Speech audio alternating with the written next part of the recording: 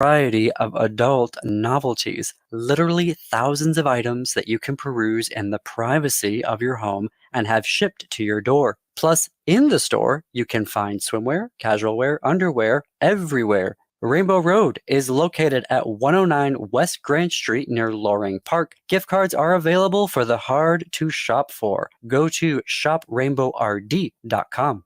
I'm the host of Exploring Sovereignty with Elizabeth. In this radio show and podcast, we have conversations with heart-centered thought leaders to explore their pathway to becoming free, and we will shine a light on what has been hidden, often in plain sight, what they pay attention to, and how it has transformed them and others into a higher level thinking and feeling state during this time of great change. Explore being consciously aware, authentically free, and courageously sovereign with us. Sundays at 11 a.m. on AM 950, and check out our early release episodes that drop Thursdays on your favorite podcast apps.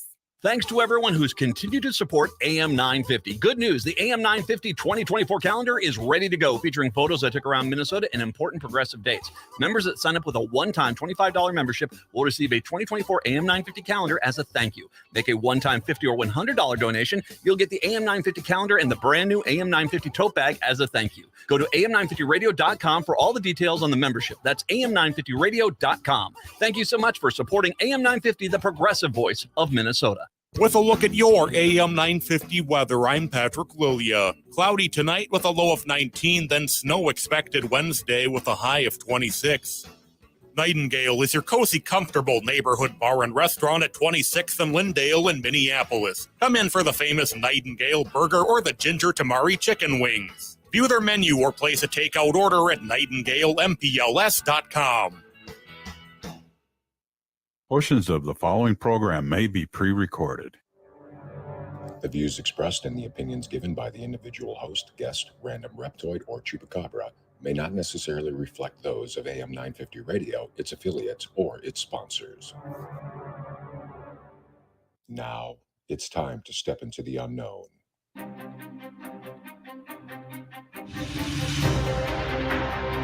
There are things people experience but never talk about. A shadow moving in the corner, flickering of the lights, a disembodied voice. We invite you to talk with us. Share your story, share your experience, because this isn't just your story, this is our story. This is GhostBox Radio with Greg Bakun. And this is GhostBox Radio on AM 950, where every night we talk about the paranormal, ufology, Bigfoot, and so much more. My name is Greg Bakun. Thank you very much for joining me tonight. This fantastic Tuesday night. And before we get into our guest tonight, I have to make it a bit of an apology. I meant to do this on Monday, and that was talking about a gallery that's coming out to Mega's Books. That's going to be happening this Saturday, the 13th, and it's called The Sleeping Chamber by Michelle Lancy.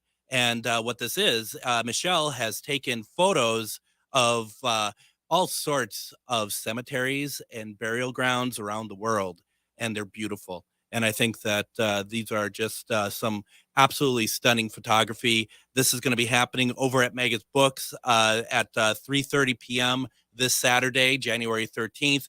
Please come out, check it out. Please support your local businesses, as Vegas is very much has been a very proud sponsor of this show. We'd really appreciate it. Speaking of local businesses, I got a story to tell. You know, I'm going to keep it brief, okay?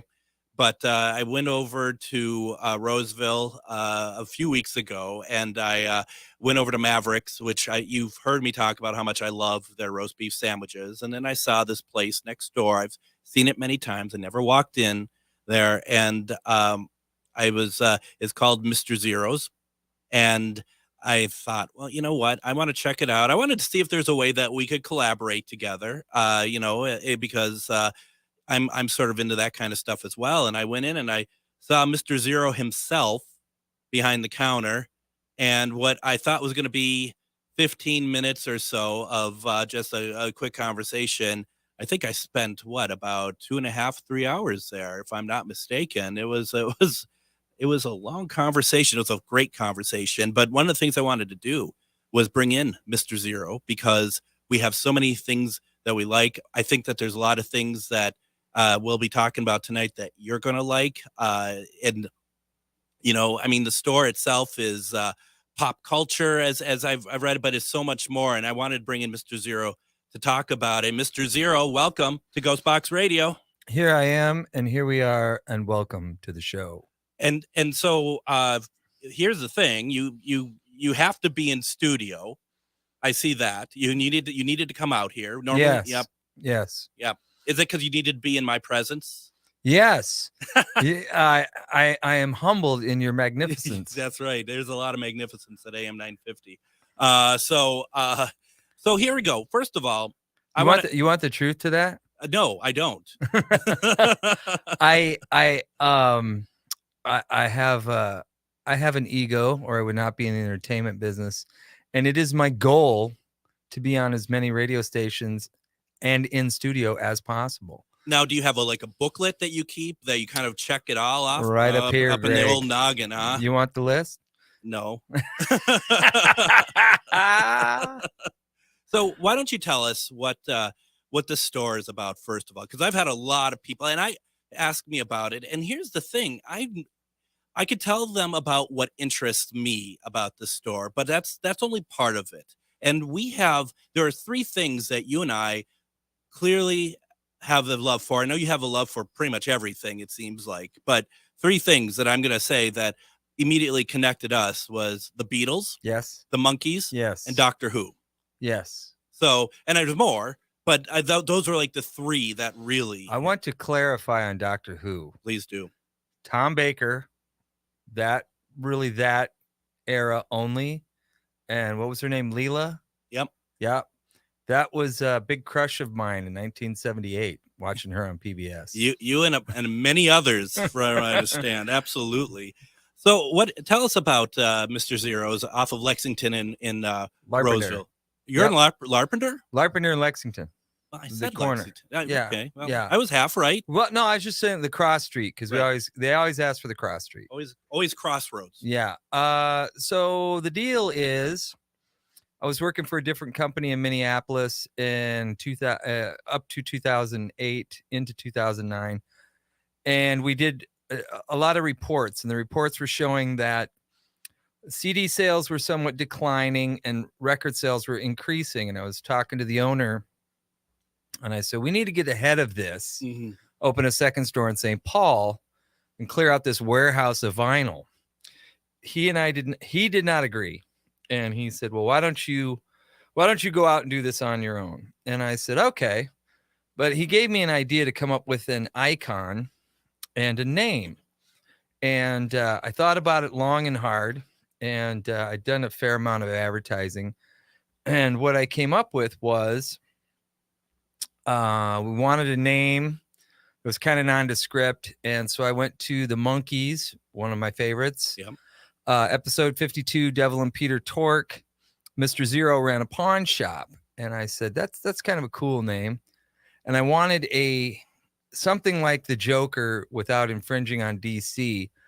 And miraculously, a friend of mine knew Angel Medina, who did Kiss Psycho Circus comics. Yeah. And we'll touch on this later, but I am in the Kiss tribute band Kiss in Time for over 10 years now. We'll come back to that. So when I was talking to Angel, I noticed the desk next to him had a Yellow Submarine poster. And there's a gentleman sitting there kind of doodling away. And I said, hey, is this your work? And he goes, yeah, it was my second job. And I go, well, what was your first job? And he goes, Monkees Comics. And I said, oh, you're kidding me. And he said, no. And I said, hey, I got this store, and we're looking for this icon, and Yellow Submarine is my favorite artwork. And, could you draw a character for us? And he said, no, I don't do that. And I said, oh, okay, no problem. Mm-hmm. I wasn't offended. Yeah. And I was just waiting for Angel to finish this drawing for me. And the guy's daughter came out and started yelling at him in Italian. She was asking him what he wanted for lunch, and they're going back and forth. And he's like, do they have this? And do they have that? No. How about this? No. And then I used to date an Italian from Naples, Italy many years ago. So I understand Italian, and it was a knee-jerk reaction. I just hit the table, mangiamo, which means eat now. And it's kind of a slang. It's not proper. No. And he looks at me and he goes, where are you from? And I don't know why I picked this. I just said Argentina. I guess from a Monkeys episode. And he goes, no, you're not. And I go, why am I not? And he goes, because I'm from Argentina. And I said, oh, and he goes, but why do you speak Italian with a Spanish accent? And I said, I used to date a gal from Napoli. And he goes, that's always the case. What did you want? And I said, I explained it to him again. He goes, yeah. And he throws a dollar amount at me. And I was like, holy. And I said, wait a minute, this is once. I said, sure, whatever you want, just do it. And he goes, what if you don't like it? I said, I'll love it. And he scribbled it out in less than 10 minutes and he handed it to me and it took my breath away. Yeah. And that's it, you know. And I told my family, I said, when I die, that's the only thing I want on my tombstone is the Mr. Zero character. Why don't you go look at the camera and make sure everyone can see it there. There you go. Yep, absolutely. Yeah. That's and for those who are listening on radio, just got to go to Mr. Zero's. Yeah. As simple as that. Yeah, you'll see it all over the place, and including my shirt. And I'm sorry, no, we're out of them right now. We're trying to get some made. And you still came on the show. Okay. Yeah. So when we opened, I just wanted to be a record store, CDs and records, but I knew we weren't going to make it doing that because I'd seen so many fail over the years. And I had a lot of silent partners, and one of them was a big video game guy. And he's like, dude, we got to have video games. And I go, yeah, they make a lot of money. And my lawyer that was handling some of the paperwork for us said, hey, can you do me a favor and sell off my toy collection? And I go, sure, I don't care. So we threw it up on the wall, and amazingly, it did great. And I said, well, I think we got to add toys. And I'm also a big movie buff. I wrote a movie column for about 2 years called Lost My Stub, I think it was called. Mm-hmm. And so what is Mr. Zero's? It is vinyl records. It is CDs. It is cassettes. It is 8-tracks and reel-to-reels. It is Nintendo and Sega and Xbox and PlayStation and Atari. It is VHS and DVDs and laser discs. We have some vintage shirts, and we have vintage toys in the package and out of the package. Yeah. Now, I have to clarify, Greg. Yes, please do. And listeners, please, please, please pay attention. We do not carry comics. We do not carry sports, smoking paraphernalia, or anything else like that. There are many other places that carry those things, and that's why we don't do them. It's funny when you said we don't carry comics. You made it almost sound like the comic book guy from The Simpsons. When we don't carry comics. You know, trivia time. What's his name? I know that he had one. Yes, but I don't remember. Jeff Albertson. Yeah, I'm okay with that because when we opened, somebody gave me a Simpsons comic book guy toy where he's in his little shop, and they said, and at that time I was a little heavier, and they said, so you got the belly and the ponytail, and it says, it's you. So when my son was born, I bought one in a box and I saved it for him for when I get older. And so my favorite quote by the comic book guy: worst apocalypse ever. I've been going through those episodes and I've been enjoying, even everyone's like, oh, even the later ones are so bad. I don't think so. I think the whole series is wonderful in many different ways. I got some comics. I got some comments for you. Oh, okay. There's people loving you. Let's see. Brad is saying toys and collectibles always great sellers. Us nerds love them. Chuck, who lives out on the East Coast, says that I need a Mr. Zero's near me. Do you ship stuff out? We do. Sad but true. We've had some horrific tragedies over the last few years, and my partner who ran the online aspect of it shut it down in May. And so we got to restart that. But you can call the store, and if we do have things, we will ship them out of the store. That's not a problem. We just don't have an and our mainframe computer crashed last year in July. Of course it did. So we don't have a database. But East Coast, forget about it. Listen, was it Chuck you said? Chuck? It was Chuck. On the East Coast, listen, man, if I didn't have a son here in Minnesota, I'd be back in New York in a heartbeat. Forget about it. Yep. So, okay, what you have at the store, how much of it is up here, like in your head? If someone asks something, is it pretty good for you to just be like, no, we don't have it? Okay. You can't ask Mr. Zero and not get an answer. In 2012, Yes. my ex, who was in the Porter Wagner show at the Grand Ole Opry, her and I were no longer together, but she saw a show with Mary Lou Henner on the 10 best memories in the world. So she called me and she said, hey, there's this show and they're looking for people with great memories. And she goes, I want to get you on it. And at that time, I was having a little bit of sinus infection and migraines and so forth. And I said, man, I am just not at my best. So unbeknownst to me, this dude walks in one day, like on a Wednesday, and he's asking me questions. And I had some answers for him. And he was asking me about like Frisbees and Wheelos and Whammo and things like that. And then he says, you think you got a good memory? And I go, I got a great memory. And he said, oh, really? He said, do you want to play a game? I said, yeah, sure. So he pulls a deck of cards out of his pocket, sealed. Mm-hmm. He opens them up, pulls out the 2 jokers and puts them off to the side, pulls out the 4 aces, puts them off to the side, hands me the other 48 and says, do whatever you want. Shuffle, cut, blah, blah, blah, blah, blah. I hand them back to him. He shuffles, cuts, blah, blah, blah, blah, blah.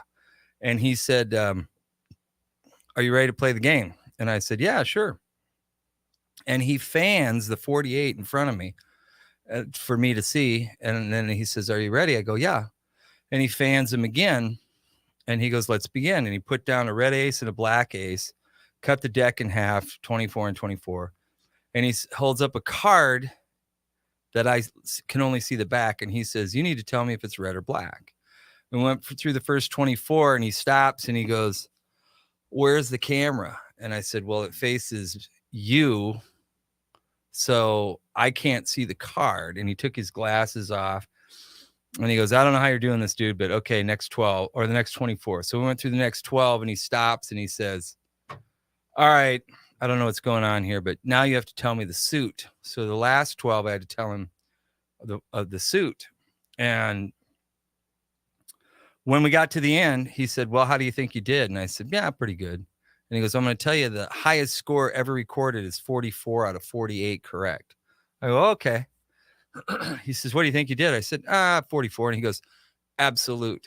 He said, you got 48 out of 48. It's the highest score ever recorded. And I go, yeah. And he goes, you're not surprised? And I said, no, not really. And he says, can I ask you how you do it? And I said, well, it's a weird thing. I will look at an area and kind of zone out, and my brain takes a picture and puts it in a mental Rolodex. When somebody asks me a question, I go through that Rolodex, pull up that picture, and then in my brain, I scan the picture, and that's how I remember things. And he said, it's amazing. And I knew what happened. So I called her up, and she's back in Tennessee, and I said, yeah, well, I took your test. And she goes, how'd you do? I said, 48 out of 48, highest score ever. And she goes, are we going to go to the casino? I said, no. And I hung up on her. Oh, well, that's funny because I was just going to ask when we're heading to Mystic. Why don't, Mr. Zero, why don't we do this? We're going to go ahead.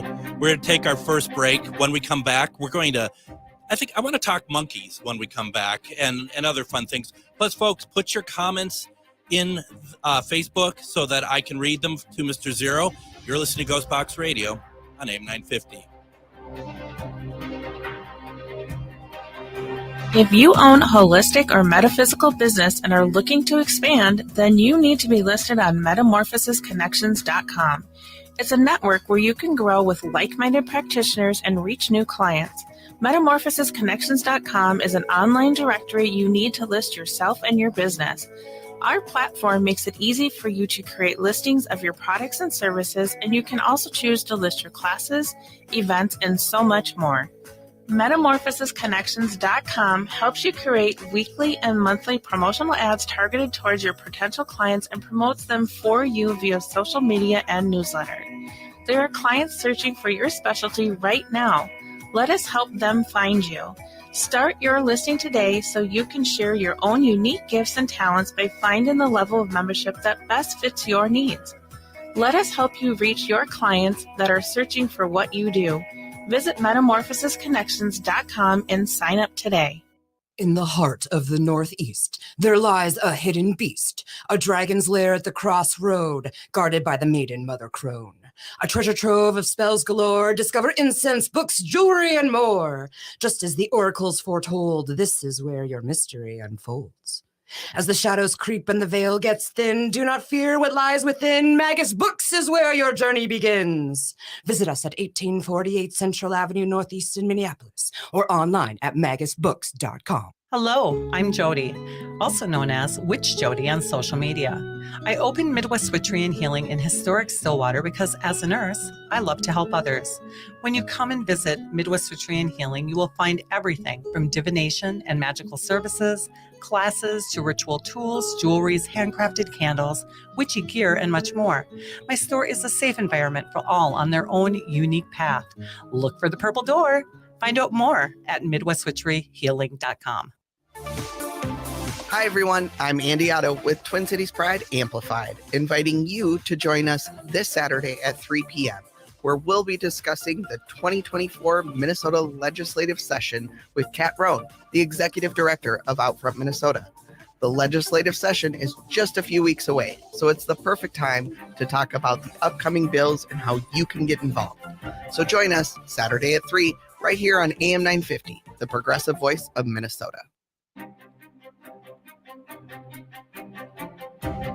And welcome back to GhostBox Radio on AM 950. My name is Greg Bakun. Thank you very much for joining us on this Tuesday evening. I have in studio with me tonight Mr. Zero. He has this pretty amazing store over on the crossroads of Larpenteur and Lexington. Yes, very good. It takes 4 to 5 times, but I get there eventually. That was only 2. You get a gold star. Not everybody can go through a deck of cards like that and get 48 out of 48. All right. Apparently, there was just me. Literally, right? Yeah. Going over to the comment section. It's folks. I think it's fun not to always talk paranormal. And when you find interesting people, you got to bring them on. And Lynette says that she loves the monkeys. She's just went to your site and looked at the store. She said it looks amazing, first of all. Well, thank you, Lynette. And Lynette, I don't remember if you're local or not. And folks, do me a favor, if you have any contact with Mr. Zero and you heard about him first through our show, can you just let him know that, just so he knows that coming out all this way tonight was worth his while? That's Greg. It was worth my while just to sit here. Right. Let's see. Lynette also said she just listened to the 2016 Monkey album Good Times CD. It's so good. It is good. Yeah, Love to Love is on there from 69. Yeah, no, it was really it's pretty amazing. The one thing that I've always been not confused about, but always shrugged my shoulders about is Mike Nesmith is probably my favorite of the Monkees.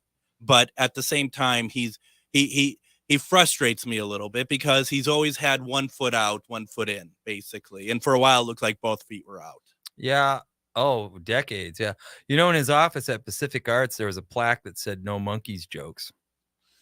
I believe it. Yeah. True story. I knew a guy that worked there.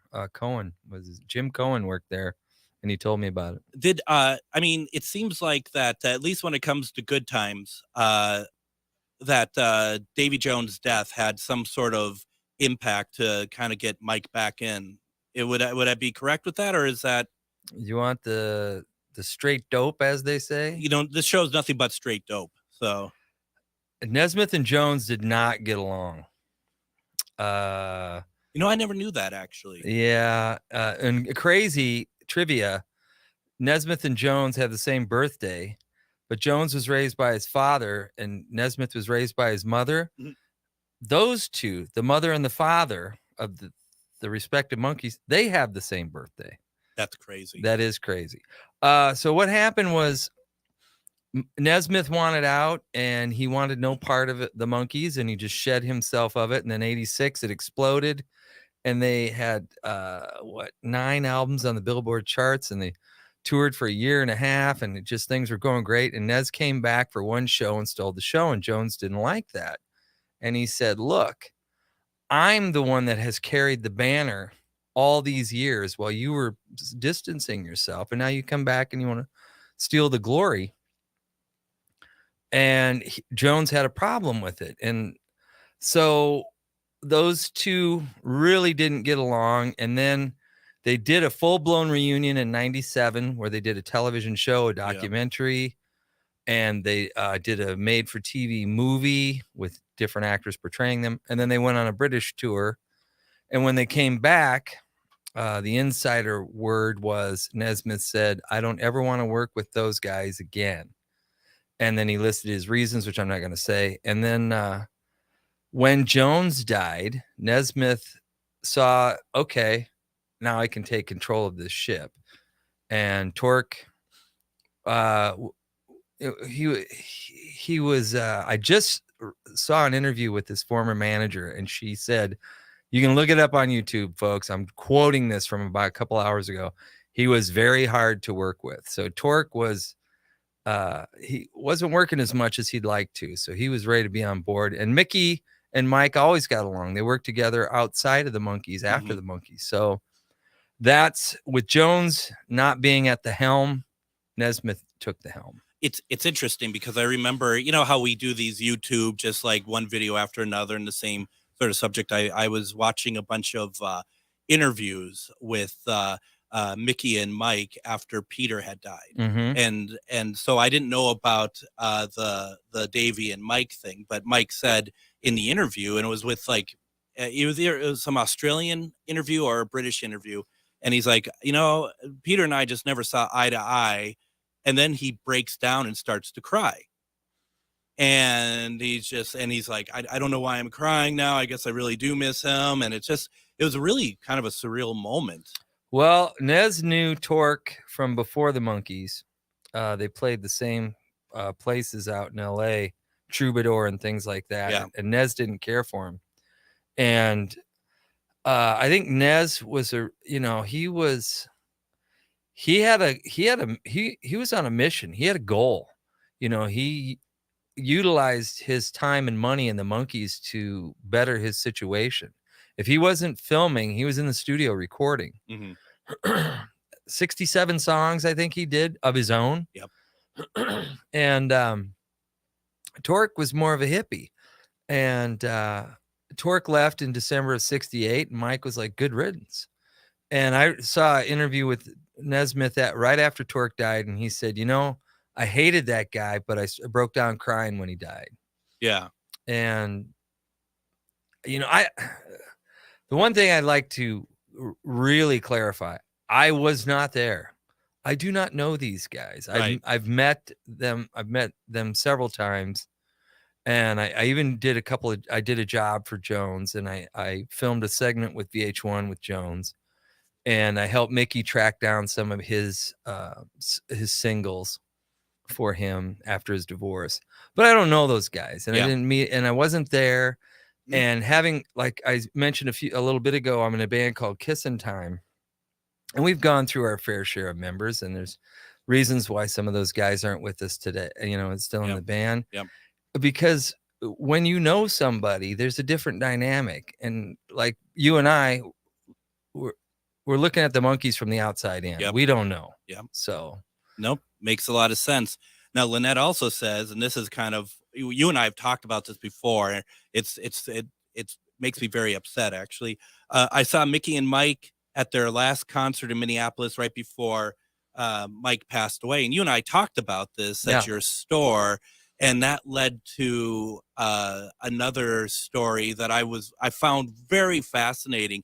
I wish it worked out better for you, but how you were getting autographs of the Monkees. Yeah. So many years ago, I got a hold of a 66 Vox Lynx. It's a guitar. And when the Monkees started in 65, Vox was an endorser. And through a friend, Mike Bush in Chicago, I got Jones to autograph this guitar. And also through the same friend, I got Boyce and Hart to autograph the back of the guitar. And only about a year or so later, I got Mickey to sign the front, and a couple years after that, Peter to sign it. And when I pulled it out, Peter looked at this and he goes, "Oh, that's really cool." He goes, "Is this yours?" And I go, "Well, of course it is." And he goes, "Oh," and he signed his name. And I said, "Could I get you to write this song title that you wrote?" And he goes, and he got really upset. He's like, "Look, I'm not sure." Okay, fine. And he wrote it. Peter was a hard guy to get along with. I'd met him many, many times, and he was a hard guy to get along with. Although the last few times I met him, it went very well. But the first few times he was tough, and so I only had Nesmith left, and I can't tell you how many times I dragged this guitar to a show to try and get it signed, to no avail. And I remember we were in St. Paul, and I can't remember the place that they played that Nesmith played in St. Paul, but my friend DJ Liberty from KFAI, who got me in radio, I have to give a shout out to Liberty and Izzy. We were talking after the show. I went one way, she went the other, and ran right into Nez and spent like a few minutes talking to him. And I'm like, "You're kidding me. I'm dragging this stupid thing around and I can't get to him." And he would do these meet and greet sales at like 2 to 3 in the morning to get the hardcore fans. He was pretty smart about it. I don't know that he himself did it, but his people. And I don't know. I remember I was standing outside of State one time holding the thing. And his son, Christian, walks out and have a cigarette. And he's smoking. And he looks at me and he goes, "You want my dad to sign that?" And I go, "Yeah." And he goes, "You better put that camera away." And I go, "What?" And he goes, "He hates cameras. He hates photos." He said, "Put that camera away. And if he comes out, he'll sign it." And I said, "No kidding." So we hid the camera. He didn't come out. Well, the last time, the show that you mentioned was what, November. I just found the poster for that. Last night. I have it. My significant other at the time was from East Germany, and she went with me, and she really knew nothing about the Monkees. She just went because I wanted to go. And we're sitting there, and the music really isn't her kind of thing. And I'm sitting there with the guitar, and she looks at me and she says, "Give me that thing." And I go, "What?" She goes, "I'm going to go get this signed." So she went to the management of the venue. Where were they at? State or Orpheum? They're at State, yeah. And she went to the management and she bent the truth. She go, it was the truth, but it wasn't. She's like, "I'm from Germany and I'm here to get this signed." That's true. It's true. Yeah. She didn't, they didn't ask, "When did you get here?" Well, I mean, yeah, I mean, they're not Interpol. So, right. So they said, "Oh, well, let's go talk." So the management of the State took her to the management of Nesmith, and she says, "I'm from Germany. I'm here to get this signed. You can see that I have 5 other autographs. I only need 1 more, and here I am." And they said, "Yeah, come on over here." After the show, she comes and gets me, and she goes, "Come on, we got to go wait over here." And I go, "For what?" And she goes, "You'll see." And we're standing there, and I said, "What's going on?" She goes, "Well, we're waiting for the management." And I go, "Whose management?" She goes, "Nesmith's management." I said, "You're kidding me." And she goes, "No, I went straight to the top. I ain't fooling around." So we waited for, I don't know, half hour or so. And then the management came over. It was just us 2 standing there. And the management came over and they said, "We're very sorry. Michael will not do any autographs. He's not signing for anybody because of the health scare. He's just not meeting people. And we're sorry, but we did everything we could." And she goes, "Okay, thanks." And we walked outside and she saw the bass player for the band. She walks right up to him. She goes, "I'm from Germany and I'm here to get this signed." And he's like, "Wow, I wish I could help, but Nez won't even sign for me." And while she's talking to him, I happen to turn, and these 2 buses kind of like parted for about 6-8 feet. And I look up, and Nesmith walks off the bus with 2 bodyguards. And he's closer to you than me right now. And I just hold it up and I go, "Mike." And he waves to me and he goes, "Nope." And then the guards took him the other way. And we were standing there, and I'm just like, I am this darn close. And I can't. And I says, And on the way home, I looked at her and I said, he does not have long. And she goes, what do you mean? And I said, he does not have long. No. And we were on our way to Des Moines. Again, I'm in Kissin' Time. We were doing a show in Des Moines at a famous place down there called Woolies. And as we're driving down, my phone is blowing up. Nesmith died, Nesmith died, Nesmith died, Nesmith died. And the guitar player in my band Star Child, JP, calls me and he goes, all it says is your guitar, exclamation points. And I go, yeah. So that's one of the many reasons that woman's getting into heaven. Though we're not together anymore, she was one of the most wonderful things that happened to me besides my son, which I have to give a shout out to my little boy, sure, Oblion. He's not listening, but I hope to get a recording of this and someday he'll hear it. Very few are, so he's not alone. So there's a boost for your ego. So it's not a reflection of you. It's more of the show. But and there's so many moments during that story you just told that's like could have had a Cinderella moment. Yeah. I thought that the story but then the buses came across and there's Mike, and I'm like, well, here's what's going to happen. You should have been there. It was devastating. Well, and that's the thing that I'm really upset about. When Lynette said that she was at that concert, and you and I talked about that too, is that I wanted to go, but I didn't have anyone to go with. I didn't know anyone who was Monkey fans, and so shame on you. I've gone to millions of shows by myself. I know, and I just and I'm lazy at the heart of it. I'm lazy, but I knew that that's hardly an excuse. Like you and I had said before. Also, I knew that this was going to be it for Mike. Yeah, he was terminally ill. He didn't want to tell anybody. I even emailed his son, Christian, who I'd met before. Yeah. I'd met his daughter too, Jessica. Same thing. I went to Jessica and I'm like, here's a Mr. Zero shirt for your dad. Your dad likes the Beatles, blah, blah, blah, blah. And I start to pull out. She goes, I cannot get you an autograph. I met his daughter twice. Are they just talking about you behind your back? It's like his name's Mr. Zero. He wants this guitar signed. Let's not give it to him. I don't know about that, but I can tell you for sure in Kansas City, I met the Monkees.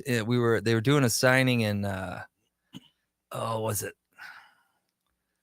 Lawrence or something like that. And then that night they played Bonner Springs, and we went to Bonner Springs. And as we walked through the door, Jones saw me walk in and he said to Peter, he goes, that's the guy I've been telling you about. Wow. And Torque walks right up to me and says, how many is it going to take? And I go, excuse me? And he goes, I'm going to stand here and sign till I never have to see you again. And I go, I think one will suffice, Pete. And he goes, Peter. And I said, you got it, Pete.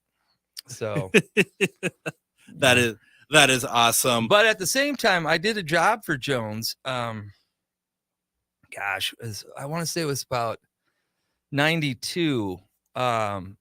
This friend of mine was friends of his sister's, and she called me like on a Friday night, and she says, hey, Jones wants a list of all his writing, performing, and producing credits faxed to his hotel in the morning. And I said, it's Friday night, right? And I got to work tomorrow morning.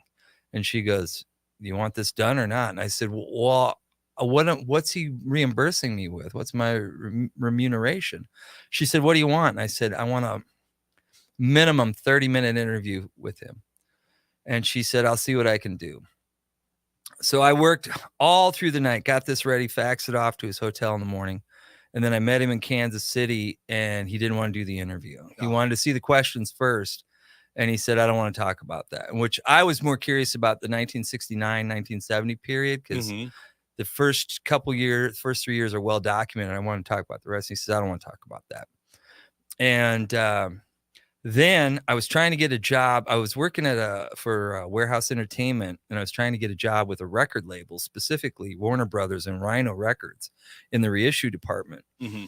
And I was talking to one of the guys there, and it had been going well for a while. And then all of a sudden I got the cold shoulder.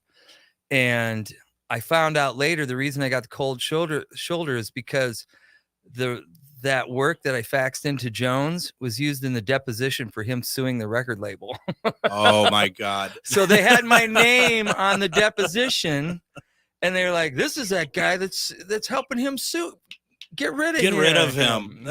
Horrible. Yeah. All right. Why don't we go ahead and do this? We're going to go ahead, take our next break. When we come back, we're going to switch things up maybe a little bit. We're going to talk about the radio shows that Mr. Zero does and your questions. You're listening to GhostBox Radio on AM 950.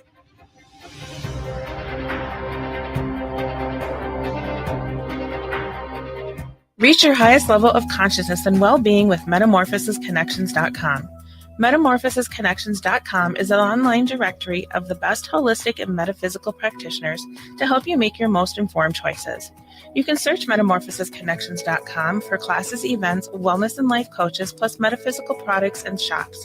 You can also search for a wide array of healers from all modalities, including EFT, sound healing, energy healing, light therapy, ancestral healing, shamanic healing, reflexology, past life regressions, hypnotherapy, yoga, and more. And if you're not sure where to start, the search feature on metamorphosisconnections.com is tailored to help both those who know what they are looking for and those who are just starting. Come explore the possibilities for your higher self by visiting metamorphosisconnections.com. Their experienced practitioners can guide both beginners and those that are already on their spiritual journey. That's metamorphosisconnection.com, your link to direct you on your spiritual transformation. Hello, I'm Jody, also known as Witch Jody on social media. I opened Midwest Witchery and Healing in historic Stillwater because as a nurse, I love to help others.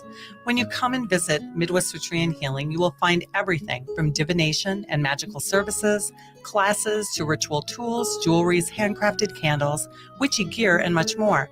My store is a safe environment for all on their own unique path. Look for the purple door. Find out more at MidwestWitcheryHealing.com. Feeling like people just don't get the vibrant rainbow unicorn that is your celestial essence? Have you been wondering how you stepped into this infernal, mundane timeline full of muggles, NPCs, and toilet paper shortages? Here at Magus Books and Herbs, we get you, and are staffed with real-life unicorns just waiting to help you rediscover your shine.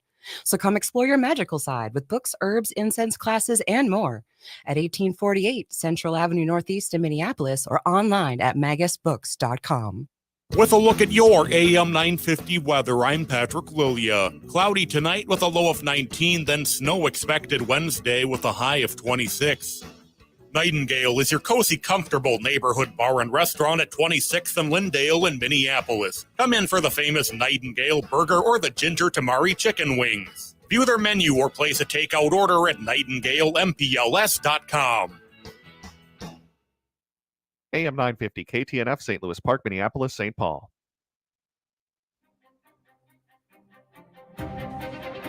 And join us tomorrow on GhostBox Radio with Greg Bakun. We're going to have on evidential medium Debbie Romero. She's going to be on doing one-question readings for us tomorrow evening. I love it when we bring on mediums and we are able to do these one-question because I feel like everyone gets so much out of it.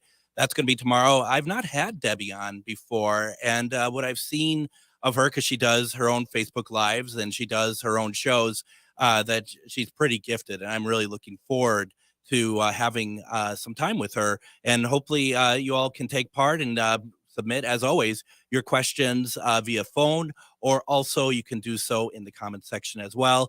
Thursday and Friday, I'm not going to be on Thursday. We're going to replay an episode with Miranda Young talking about the historic Scott County Jail. And then on Friday, it's going to be a replay of a Casual Friday from October. But we are talking with Mr. Zero, who has a shop over in off of Larpenteur in Lexington and Roseville. And Mr. Zero, what is the URL? What's the website address? www.mrzeros, that's plural, but no apostrophe.com. Hey, Greg, I got a question for Debbie that you can ask her tomorrow. You can call in and ask. Well, yeah, exactly. I'm going to be with my son. And he's 4, so I won't. That's going to be tough. What's he up at 10 p.m.? No. Well, it's not supposed to be. Here's the thing. You don't ever want to listen to my show unless you're on it. No. I've been plugging this show. My question for Debbie is, you can ask if she's a medium for the Beyond, Ask Nesmith why he didn't sign my guitar. That's a good question. We'll see how gifted she is. Well, I mean, if she comes back with an answer of sarcasm, it's certainly him. So now you have, do you have one or two radio shows? Currently just one. I have the Psycho Jello show.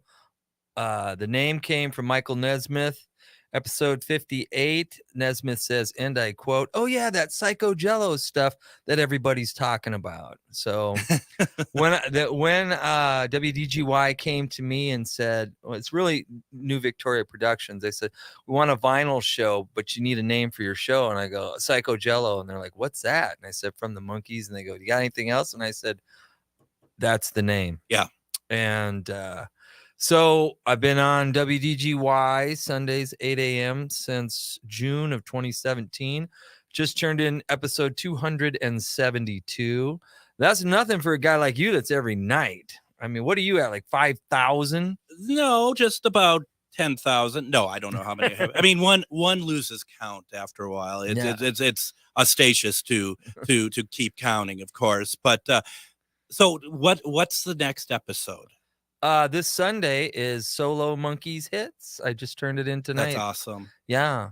The Psycho, it's really like all things, Mr. Zero has a long answer. Back in 1990, I met Bobby Hart, the songwriter, through a friend of mine named John Jane, worked for Joel Whitburn's Billboard Books. And this is before the internet and all that kind of thing. And John said, "Hey man, are you ever going to meet Bobby Hart?" And I said, "I'm supposed to meet him in Chicago in about a month." He says, "Ask him for this single, Lovers for the Night." I said, "Why?" And he goes, "Well, I'm part of Joel Whitburn's library. I'm the historian, and we have one of the singles for every entry in the books. And I can't find that one." And I said, "Oh, yeah, all right, I'll ask him." Well, I did meet him in Chicago, and I says, "Hey, Bobby, this guy I know, John Jane, works for Joel Whitburn, but we need this record." And he goes, "Yeah, I'll send you one." And I became acquaintances with Bobby Hart. And when I got back I lived in Des Moines at the time. When I got back to Des Moines, I was thinking about, John gave me he educated me on hits versus popularity. And the thing was, it had to be on a single to be played on, to be a hit on the radio. And a song like Stairway to Heaven, it is popular, but it was never a single, so it was never a hit. So I really delved into that. And then I was thinking about it and looked up Boyce and Hart, and they had 4 top 40 hits.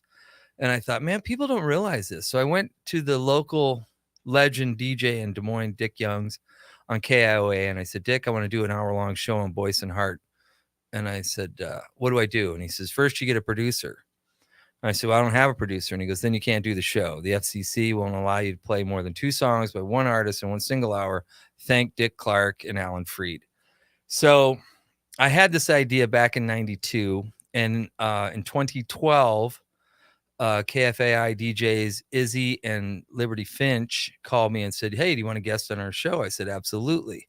They said, "Do you have an idea?" I said, "I do." And I told them, I said, "I'm doing a 2-hour show on the Monkees." And they said, "You can't do it." And I said, "The FCC?" And they go, "Yeah." And I said, "Okay, fine." So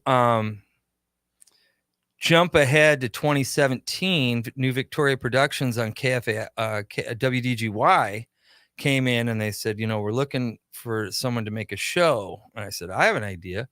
And they go, "Well, I'm the producer, so you can do whatever you want." And I said, "I have it." And I ran down to the studio. It was called Wishing Star. And we cranked out a 35-minute demo, and I turned it, was Monkees, of course. And I turned it in. I just reran the show on the website under podcast. So if you want to hear the first show, you can go hear it. And where do we hear that at? MrZeros.com.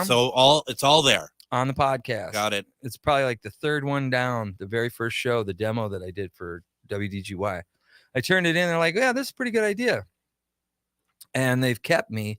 But from that, I went to WFNU and I created this buddy of mine, Tommy Summers, famous photographer in town and realtor.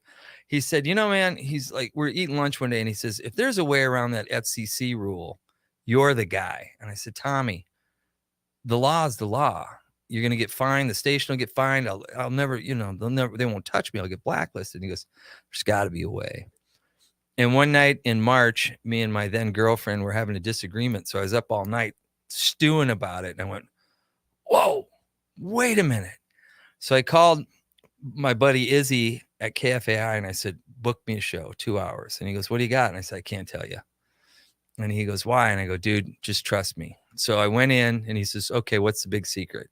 And I said, we're going to do a 2 hours monkey show. And he goes, and he looks at me, he goes, you know the law? And I said, this will fall within the law. So how we did it was monkeys, Nesmith, Solo, Jones, Torque, Dolenz, Jones, Boyce and Hart, a cover tune, Harry Nilsson, repeat 4 times through the 2 hours. And he's like, this is brilliant. I said, yeah, I know. And he goes, how'd you think of this? And I go, I've been only thinking about it for 20 years, so. So WFNU loved it, and they ran 32 episodes of. I created the name called Evilation. So I was on WFNU for 3 different shows for a few years, but currently I'm just at WDGY. I'm trying to get one on WVIC called Cover Up, where I take one artist and I do covers of that artist by other artists, and they liked it, but they haven't picked it up yet. So the recent programs, are they available also on Mr. Zero? Yeah, the last 90 are. Nice. And it's because did you not say so you just delivered the one about the monkey solo. The week previous was Beatles solo, right? Yeah. Now, who do you, and maybe this is I hate it when people ask me these questions, but I'm going to ask you, do you have a favorite between Beatles and Monkees?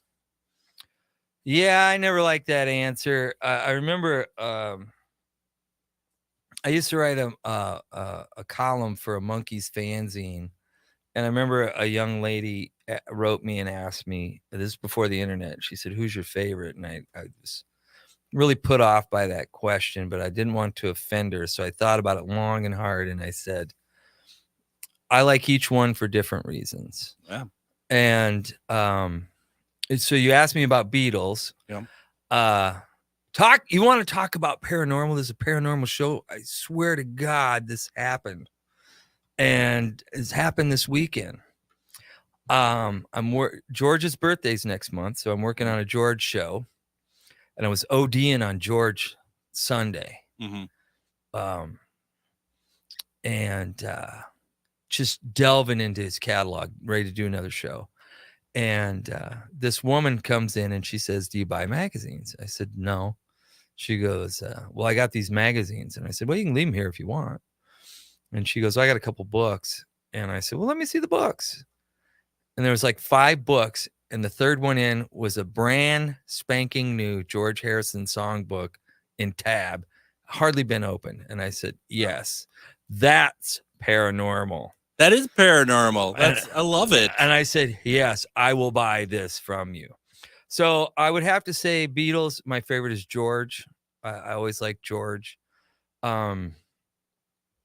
Just mainly his songs like Long, Long, Long and I Want to Tell You. And his personality really comes through in his songwriting. Yeah. Well, he wrote very personal things. Like Taxman was because he was upset he had to pay 50% taxes in England. Right. And he called out, Harold Wilson, and I can't think of the other guy, Heath, but Harold Wilson for sure. He called him out. He did. Like taxing me. So, and I guess for a long time, no, I would say Ringo, because I love songs like Photograph and Back Off Boogaloo. Yeah. And I liked Lennon for a long time until I read about him, and he wasn't such a nice guy sometimes. Did you and I discuss the fact, because I know you mentioned that you saw McCartney in Ames, Iowa, 90. And I was at that concert as well. I don't remember if we talked about that or not. Not much. No. I mean, there's not much to talk about other than I was also there. But I was on the grassy knoll because we couldn't afford seats, and the grass standing room only was the only place. Wow, I don't remember that. Do you remember the banners where they're flying around? Oh yeah, like the farmers were like flying the banners around. That's right. And during the show, McCartney goes, "Hey, listen, we hear you upset that we don't eat cows, but we love corn." Oh, that was great. I mean, I know a lot of McCartney fans don't really care for them. I'm a huge Flower in the Dirt album fan. Put it there. Me and my dad, we didn't get along for a long time. And that came out in 89. Yep.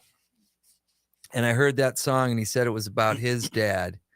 And me and my dad started patching things up right about that time. So that song off that album is very near and dear to me. It's an amazing song, and it's an amazing it was an amazing tour. Mr. Zero, you're pretty amazing too. Well, thank you, Greg. Do I get to come back? Well, we'll talk about it. No, of course you can. Of course you can. I apart from some comments, we didn't get a whole lot of people actually asking questions. I think they just liked listening to you. Or they're sleeping. Well, they did stop. Oh, nope. Someone just Chuck just wrote The Power of Music, talking about put it there if it weighs a ton, right? Yeah, absolutely. How wonderful. Once again, folks, go to MrZeros.com. Yep. And check out the store, check out his radio shows. If you're local here, or if not local, you can stream it. WDGY on Sunday mornings at 8. And I got to tell you, folks, if you like what I had to say, I write for RosevillePatch.com. I have 156 articles on there, RosevillePatch.com. That is fantastic. And yes, we're going to have Mr. Zero back on. It's just a matter of when. Very soon, probably. Thank you so much for joining us tonight. Thanks, Greg. It was awesome. We're going to be back tomorrow with Debbie Romero's. We're going to do one-question readings. Are we going to ask about Michael Nesmith? Who knows? We'll have to see. Everyone, have a great night, and we'll see you tomorrow.